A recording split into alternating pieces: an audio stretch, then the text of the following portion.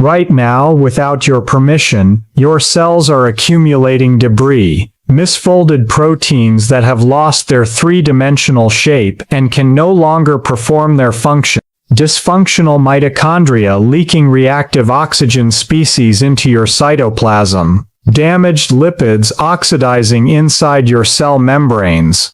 Aggregated waste that your lysosomes, your cellular garbage disposal units, are supposed to break down and recycle. They are not breaking it down because you ate 3 hours ago, and 6 hours before that, and 4 hours before that. Every time food enters your digestive system, your pancreas releases insulin. Insulin activates a signaling protein called mTOR, mechanistic target of rapamycin, and mTOR, when activated, does one very specific thing. It shuts off autophagy, completely, immediately, without negotiation. So the misfolded proteins keep accumulating, the damaged mitochondria keep leaking, the cellular debris keeps building, day after day, meal after meal. For years. This is not a theory, this is not a wellness hypothesis, this is cell biology. And here is the part nobody explains clearly. Your body has a dedicated molecular system, ancient, precise, evolutionarily conserved across nearly every organism on Earth, specifically designed to find that debris, dismantle it piece by piece, and rebuild usable components from the wreckage. It is called autophagy. Nobel Prize, 2016, Yoshinori Ohsumi. For discovering the molecular machinery of exactly this process. The system exists inside you right now. It is not running, because you will not stop eating long enough to let mTOR fall, insulin drop, and AMPK, the cellular energy sensor that triggers autophagy, finally rise. What follows is the precise biological sequence of what happens when you do. Your body contains approximately 37 trillion cells. Each cell manufactures roughly 100,000 proteins per day. Proteins are not permanent structures. They fold into specific three-dimensional shapes. Those shapes determine their function. A misfolded protein is not just useless, it is actively dangerous. It can aggregate with other misfolded proteins, forming toxic clumps that interfere with cellular signaling, disrupt membrane function, and trigger inflammatory cascades.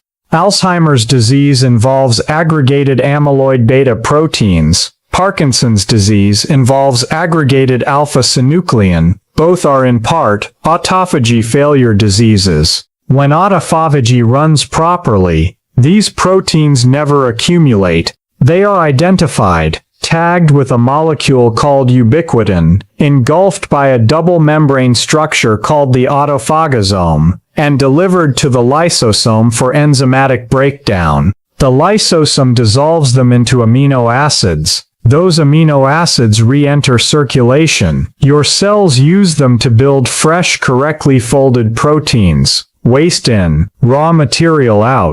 The ultimate closed-loop recycling system. But the autophagosome does not form spontaneously. It requires a precise biochemical trigger. That trigger is the suppression of mTOR, which only happens when insulin is low, when glucose is absent from the bloodstream, and when the cellular energy balance shifts, signaling scarcity. In other words, autophagy requires your body to believe it is running out of fuel, and in a world where food is available every 3 hours, that signal almost never comes. The result is not dramatic. You do not feel it. There is no alarm. Your cells simply accumulate decades of molecular debris while you feel fine until you do not. That is the invisible damage, and it is reversible. Your body does not respond to fasting as a single event. It responds in stages, each one unlocking a deeper level of repair.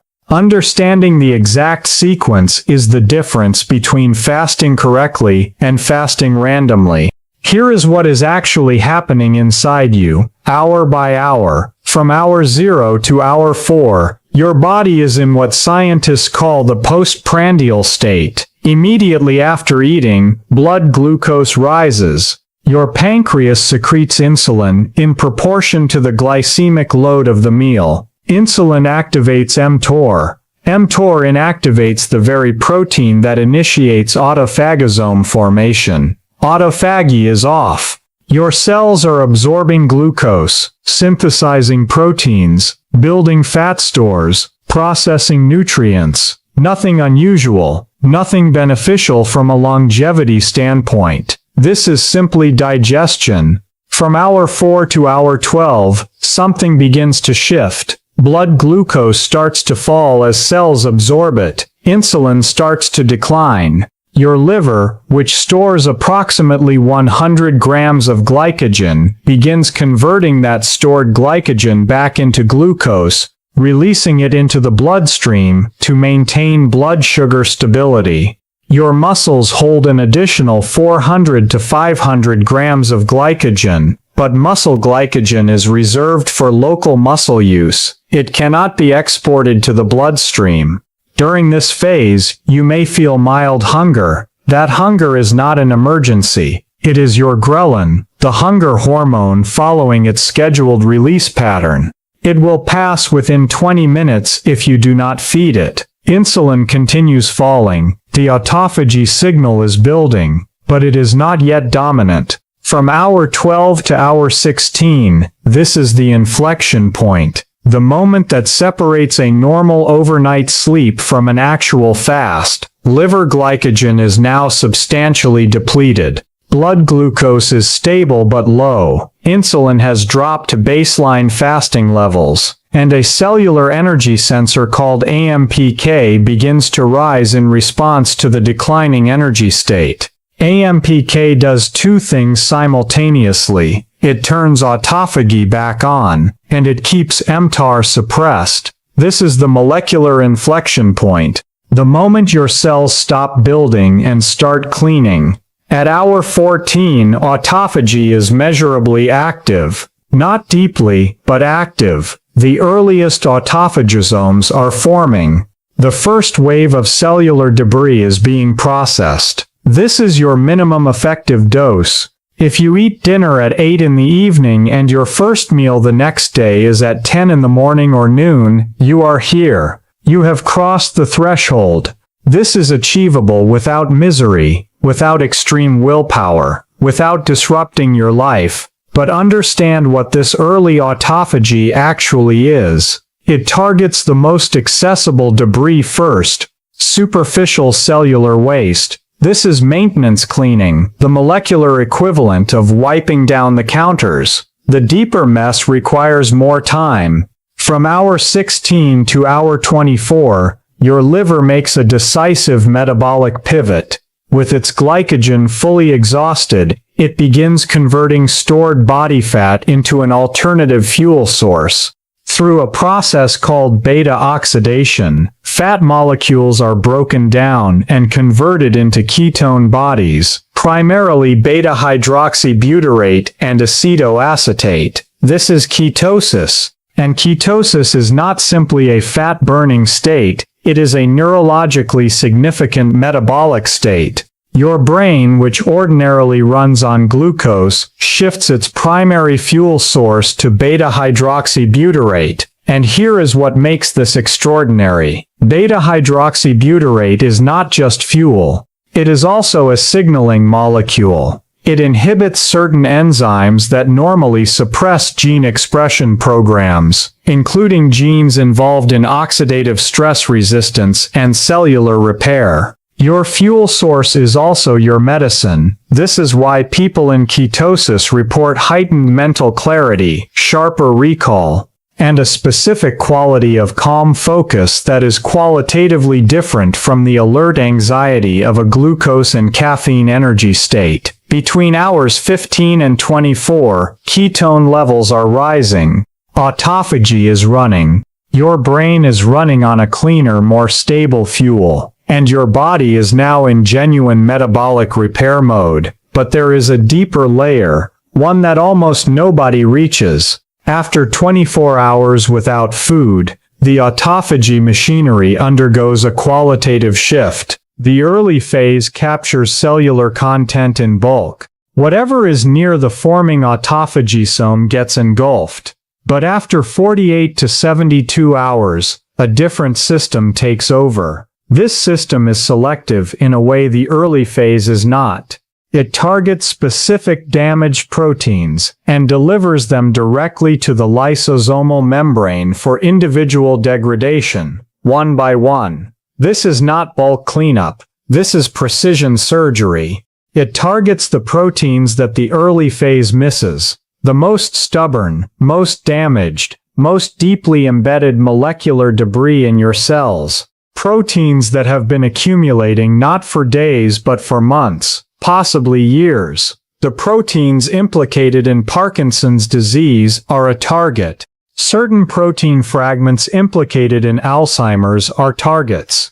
When this deep phase cleaning runs properly, these proteins are cleared before they aggregate into the toxic clusters that drive neurodegeneration. When it never activates, because mTOR is chronically elevated from constant eating, they accumulate unchecked. Your body evolved this deep cleaning system as a last resort precision tool for prolonged scarcity. The evolutionary logic is clear. If food is absent for 3 days, the body must optimize every molecular component it has. Nothing dysfunctional can be tolerated. Everything must run at maximum efficiency. This is why the deep clean takes 72 hours, not because biology is slow, but because your body reserves its most powerful repair mechanism for genuine emergencies. Done once a month, not more. Animal studies suggest this level of periodic stress is not merely health-preserving, it is lifespan extending.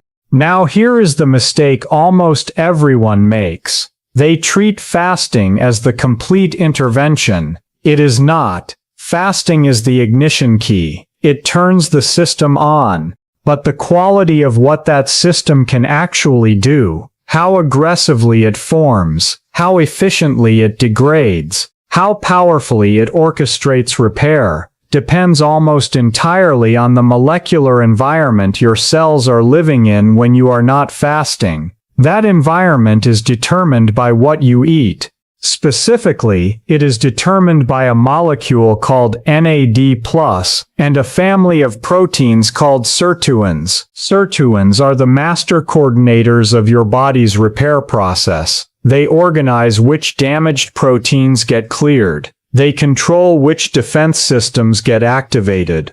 They are, in the most literal sense, the conductors of the entire repair orchestra. But sirtuins need 2 things to function. First, they need fuel. That fuel is NAD+. Without it, sirtuins cannot work. Your NAD+ levels decline with age, roughly 50% by midlife compared to your 20s. This is one reason cellular cleaning becomes less efficient as you get older. Fasting raises NAD+. Exercise raises NAD+. These are the 2 most powerful natural ways to restore the fuel your repair system needs. Second, sirtuins need to be activated. And the most powerful natural activators of sirtuins are not drugs. They are not synthetic supplements. They are compounds found almost exclusively in plants. Polyphenols. Polyphenols are the molecules that give blueberries their deep purple color. They are the reason matcha is intensely green. They are the reason high-quality olive oil burns at the back of your throat.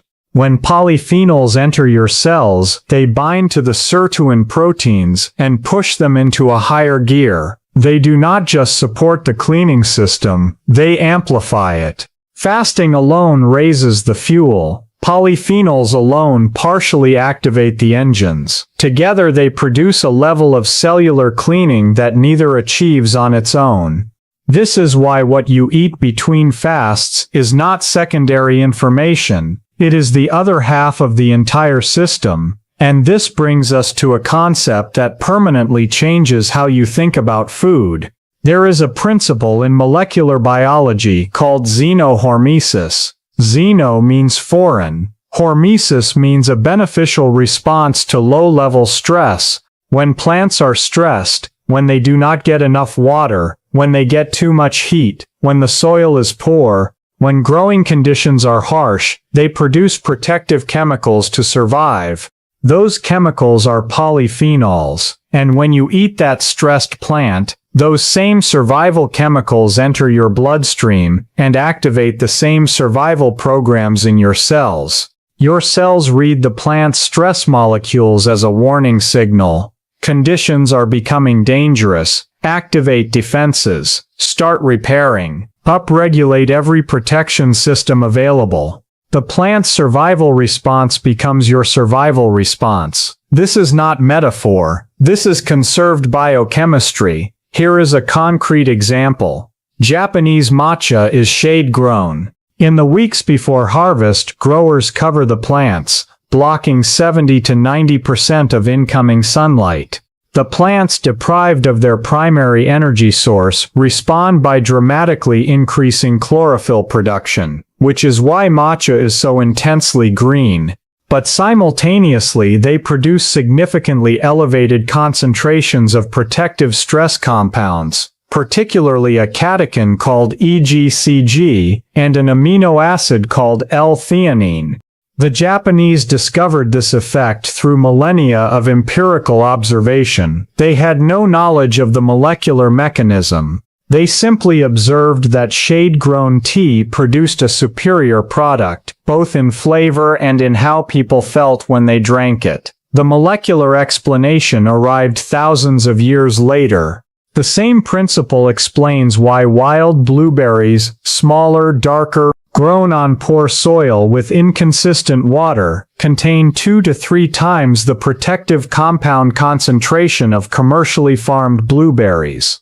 The wild plant had to fight. The farmed plant was pampered. Pampered plants have nothing left to offer you, and it explains the red wine paradox. Grapes grown in poor, rocky, water-stressed soil produce wines with far higher protective compound concentrations than those grown in fertile, irrigated, optimized conditions. The stress produces the medicine, but the evidence is now unambiguous on one critical point. The alcohol in wine cancels the benefit.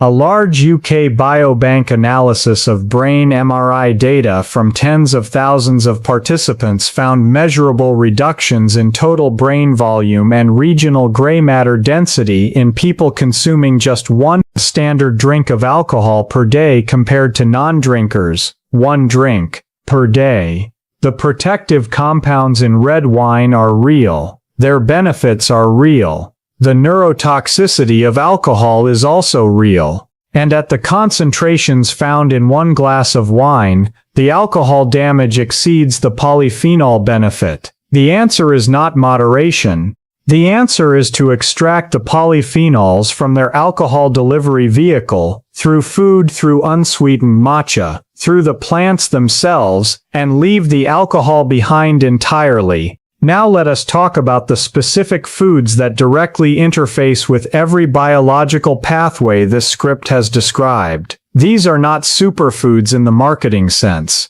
These are foods with documented, measurable molecular effects. The first is blueberries. The deep purple color is not cosmetic. It is the visual signal of concentrated protective compounds.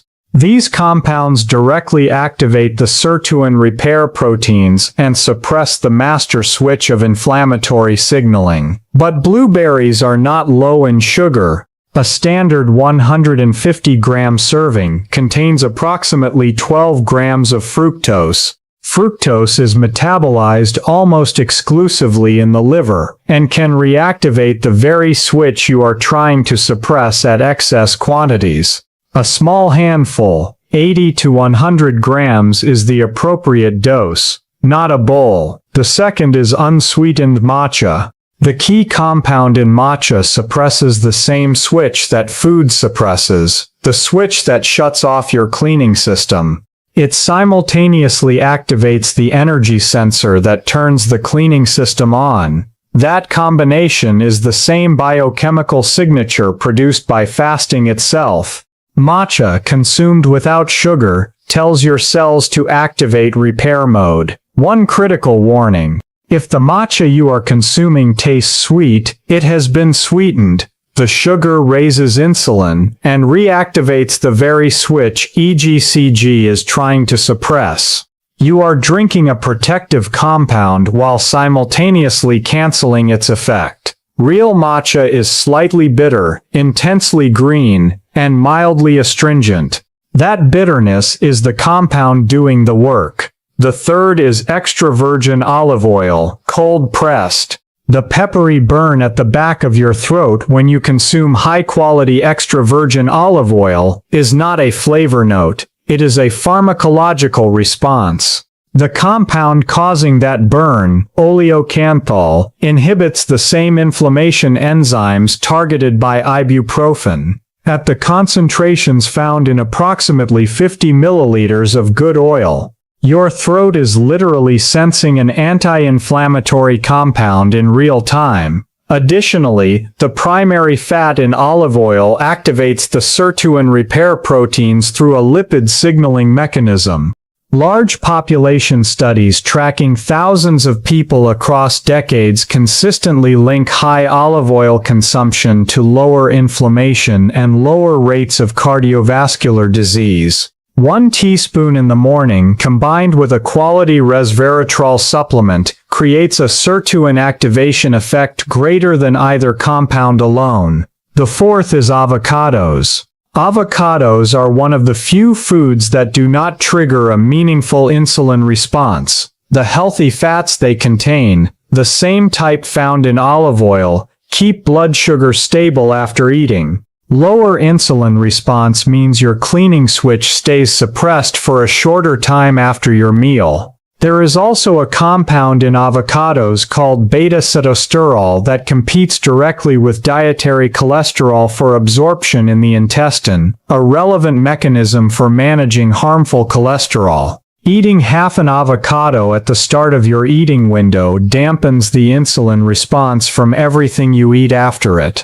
The fifth is Brazil nuts and mixed nuts. One Brazil nut, a single nut, provides between 70 and 90 micrograms of selenium. The adult recommended intake is 55 micrograms. The upper safe limit is 400 micrograms. Selenium is the essential component of your cell's primary antioxidant defense system. Without adequate selenium, your cells cannot neutralize the hydrogen peroxide produced as a normal byproduct of energy generation. That hydrogen peroxide accumulates and damages your DNA.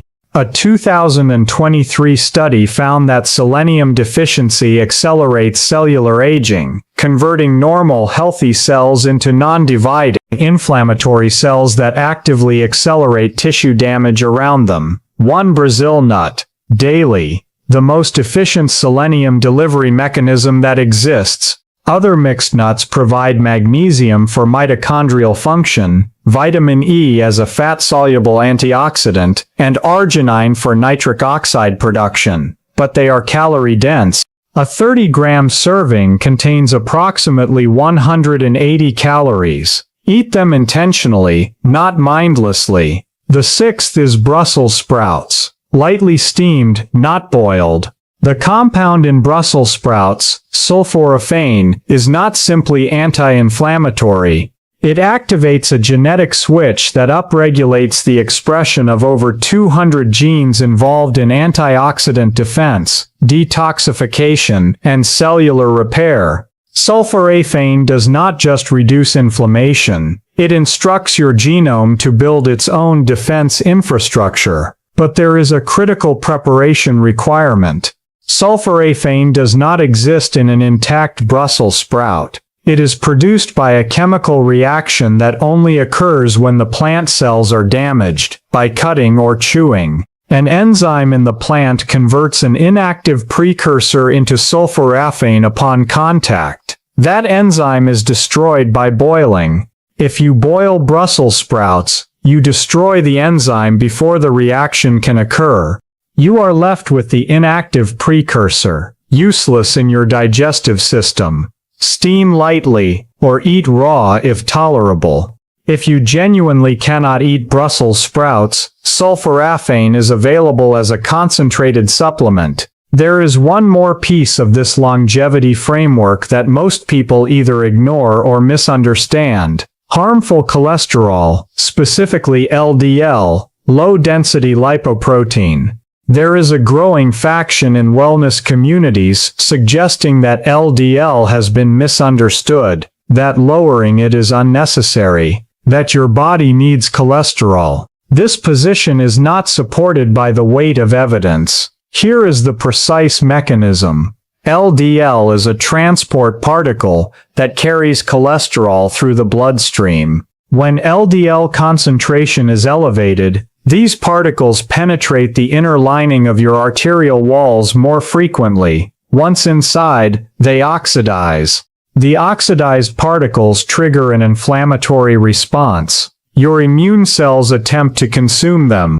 They become overwhelmed and transform into what researchers call foam cells. Foam cells accumulate into fatty plaques. Those plaques narrow and harden your arteries over decades. When a plaque ruptures, and they do rupture, the clot that forms in response is a heart attack or a stroke. This is the #1 cause of death on Earth. And this is its documented mechanism. The most common objection to lowering LDL is that your brain needs cholesterol. And that is true, but your brain makes its own cholesterol internally. It is almost completely isolated from the cholesterol in your bloodstream by a biological barrier that LDL particles cannot meaningfully penetrate. Lowering your blood LDL does not affect your brain's cholesterol supply. The myth collapses completely when you understand the anatomy. The proactive position consistent with everything in this script is to know your LDL particle count now, while you are healthy, and to address it before damage accumulates, because arterial damage begins in your 20s. It builds silently for decades. By the time a scan can detect it, the process has already been running for 20 years. Your 40s are not early intervention. They are already catching up. Everything in this script resolves into a single operational framework. Not a trend, not a product. A biological protocol aligned with how your cells have operated for hundreds of millions of years of evolution. Daily, stop eating by 8 in the evening. Your first meal the next day should be at 10 in the morning. At the earliest, noon is better. This gives you 14 to 16 hours of suppressed insulin, suppressed mTOR, elevated AMPK, and active early-phase autophagy. Do this 5 days per week. The first 2 weeks will involve genuine hunger. That hunger is ghrelin, a hormone following a learned schedule.